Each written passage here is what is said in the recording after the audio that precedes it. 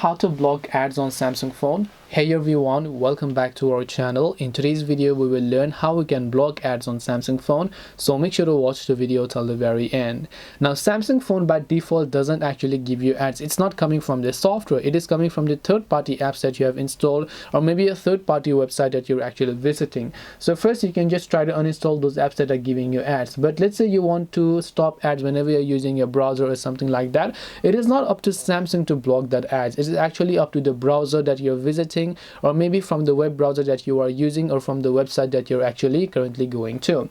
But still, I can give you one suggestion, and that is that you can simply open up your Play Store, and then you can simply go ahead and then type in AdGuard over here. And once you type in AdGuard, this is a free application that will help you block intrusive ads on your phone overall. So you can just install this application here. Once you install this app, you can go ahead and enable this app to block any sort of ads. But bottom line is that the Samsung software doesn't give you ads. It's coming from the third-party websites and so on. So hope this video helped you guys. If you have got any more questions, feel free to also leave them down below. Thank you for watching till the end of this tutorial, and see you soon in the next video.